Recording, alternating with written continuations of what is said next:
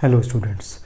अब जब एग्ज़ाम को 2 और 3 दिन ही बचे हुए हैं तो सबसे ज़्यादा कन्फ्यूज़न ये रहता है कि इन 2-3 दिनों में अपनी स्टडीज़ कैसे करें, कैसे रिवीजन करें और क्या करें। आज आपके इसी कन्फ्यूज़न को दूर करने के लिए मैं ये वीडियो बना रहा हूँ। देखिए, आपको यहाँ पर कुछ टॉपिक्स लिखे हुए दिखाई दे रहे होंगे।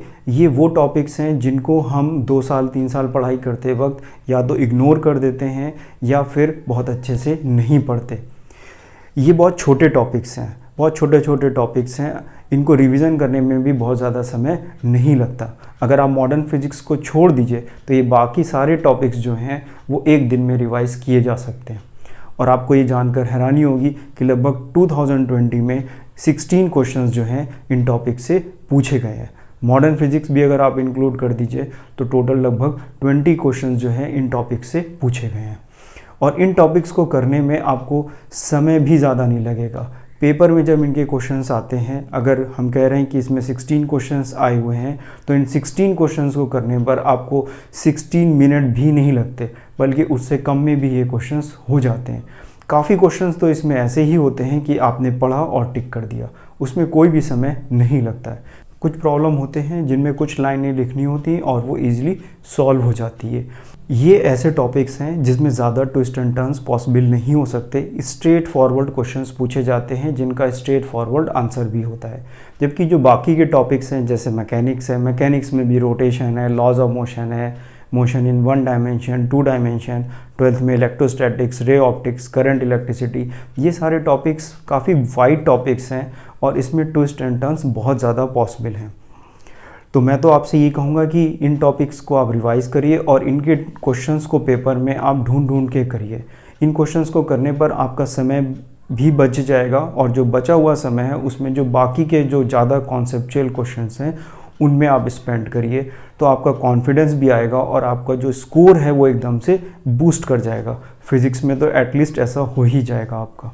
तो देखते हैं यहाँ पे जो टॉपिक्स लिखे हुए हैं वो क्या क्या हैं और उनमें किस तरह के क्वेश्चंस थोड़े थोड़े पूछे जाते हैं। तो देखते हैं यहाँ पे जो टॉपिक्स लिखे हैं। तो देखिए, पहला टॉपिक लिखा हुआ है इसमें इलेक्ट्रोमैग्नेटिक वेव। तो इलेक्ट्रोमैग्नेटिक वेव से एक क्वेश्चन जो है ज़रूर पूछा जाता है। 2020 में भी अगर आप देखें तो एक क्वेश्चन पूछा गया था जिसमें इलेक्ट्रिक और मैग्नेटिक फील्ड की इंटेंसिटी के बारे में पूछा गया था कि किस रेशियो में वो होते हैं। तो लगभग 1:1 रेशियो में होते हैं। इस पे भी बेस्ड मैंने एक वीडियो बनाया हुआ है इलेक्ट्रोमैग्नेटिक वेव पे।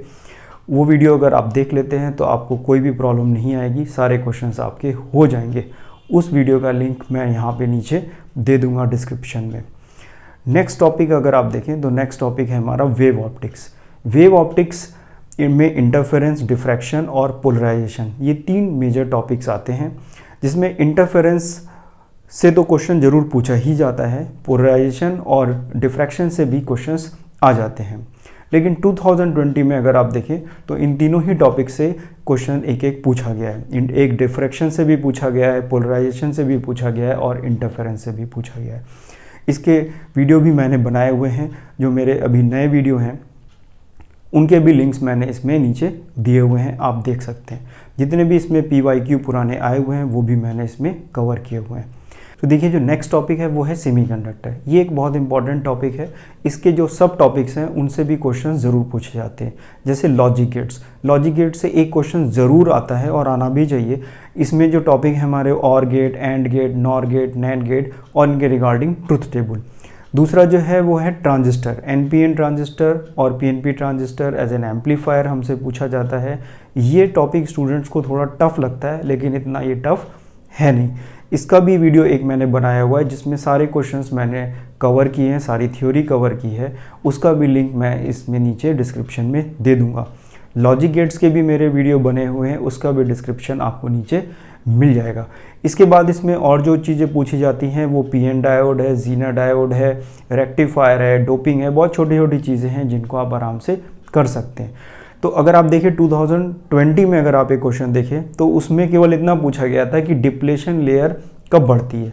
तो डिप्लेशन लेयर डायोड में कब बढ़ती है? जब हम उसे रिवर्स बायस में लगाते हैं। तो रिवर्स बायस में जब आप उसे कनेक्ट करते हो तो डिप्लेशन लेयर बढ़ जाती है, जिसको हम कहते हैं कि इसका रेजिस्टेंस बढ़ गया है।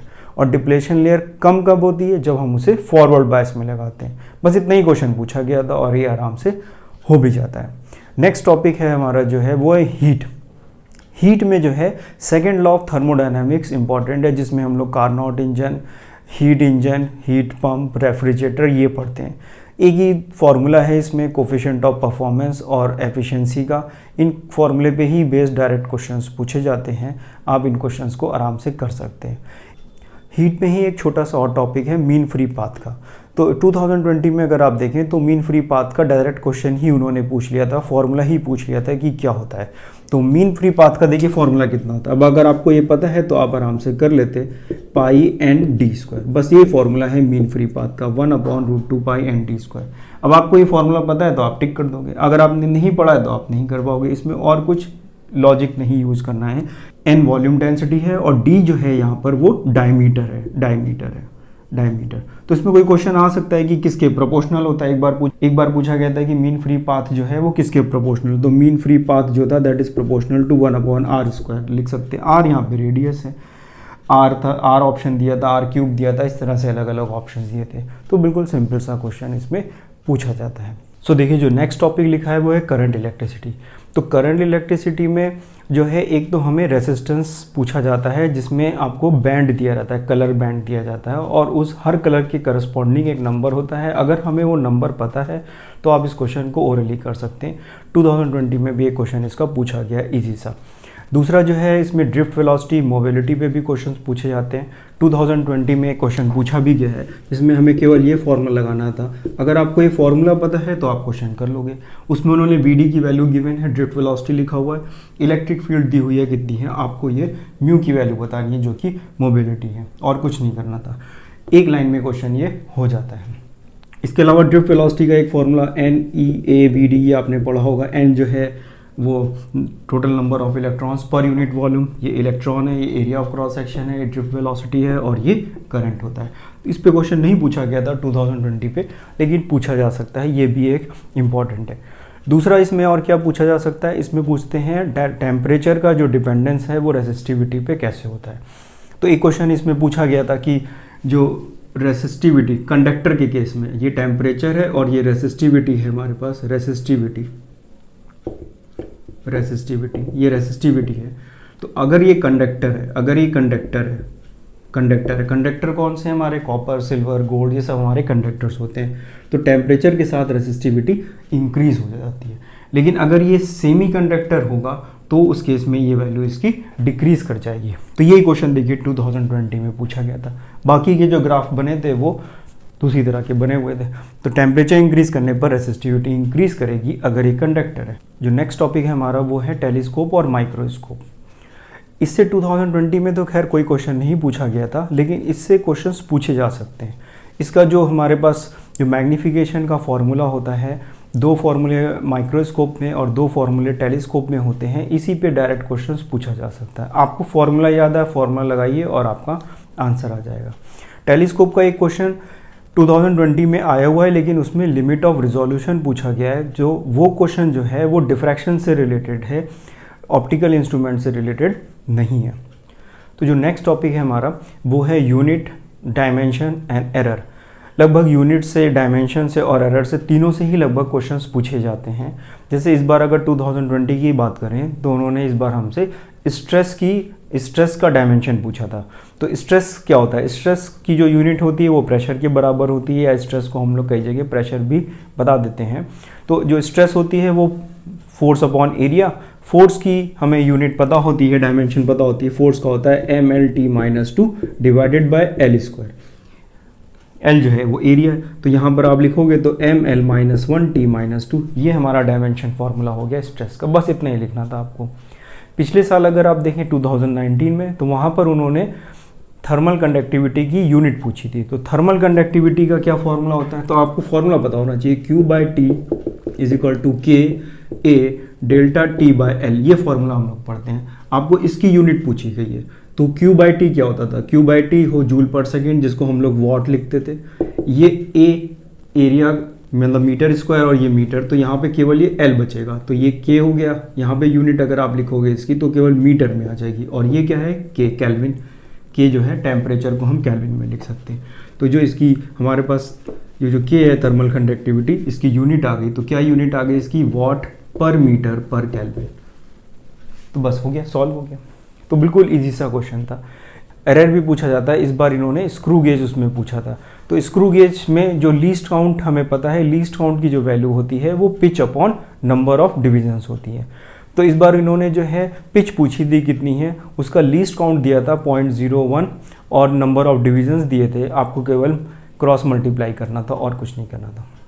सिंपल सा क्वेश्चन एरर का भी आ चुका है। एरर के और भी क्वेश्चंस आए हैं 2019 में, अगर आप देखें तो बिल्कुल सिंपल सा क्वेश्चन आया, उसमें भी आपको जो एरर का जो बेसिक कॉन्सेप्ट लगाना है वो लगा के प्रॉब्लम सॉल्व हो जाता है। जो नेक्स्ट टॉपिक है वो है मैग्नेटिज्म एंड मैटर। इसमें जो है एक तो अर्थ मैग्नेटिज्म से क्वेश्चंस पूछे जाते हैं जिसमें angle of declination, angle of dip, simple से क्वेश्चंस आते हैं। दूसरा पार्ट है इसका डाई, पैरा और फेरोमैग्नेटिज्म जो होते हैं हमारे पास, वो हमसे इसमें पूछा जाता है। जैसे 2019 की अगर बात करें तो वहाँ पे एक अर्थ मैग्नेटिज्म का क्वेश्चन आया था जिसमें उन्होंने एंगल ऑफ डिप हमें दिया हुआ था पॉजिटिव और एक जगह एंगल ऑफ डिप दिया था नेगेटिव। तो हमें ये बताना था जब पॉजिटिव है तो हम किस हेमिस्फेयर में, नॉर्दर्न हेमिस्फेयर में कि सदर्न हेमिस्फेयर में, और जब नेगेटिव है तो आपने बस क्वेश्चन पढ़ा और क्वेश्चन का आंसर टिक कर दिया। इसके अलावा उसमें आपको और कुछ नहीं करना होता। इस बार भी एक क्वेश्चन आया हुआ है जिसमें उन्होंने मैग्नेटिक परमेबिलिटी पूछी गई है। बिल्कुल एक फॉर्मूला लगाना है, आपको एक लाइन लिखनी है और उसका आंसर आ जाता है उसको। और जो यहाँ पे लास्ट टॉपिक लिखा हुआ है, लास्ट बट नॉट लीस्ट, वो है मॉडर्न फिजिक्स। ये टॉपिक बहुत इंपॉर्टेंट है और इसमें लगभग 4 से 5 क्वेश्चंस पूछे जाते हैं। ये क्वेश्चंस भी बिल्कुल स्ट्रेट फॉरवर्ड होते हैं। इसमें कुछ सर्टेन फार्मूले हैं, आप फार्मूले याद कर लीजिए, उन फार्मूलों पे ही अप्लाई करके डायरेक्ट आंसर आ जाता है। बहुत ज़्यादा ट्विस्ट एंड टर्न्स इसमें भी पॉसिबल नहीं होते। सो ये वो टॉपिक्स हैं जो आपको इस टाइम पे पढ़ने चाहिए अगर आपने नहीं पढ़े हैं। इससे आप पेपर में अच्छा स्कोर भी कर लेंगे और मोटिवेटेड भी रहेंगे। अगर आपको ये वीडियो अच्छा लगा है तो प्लीज़ इसे लाइक करें, सब्सक्राइब करें और अपने फ्रेंड्स को शेयर भी करें। Thank you very much.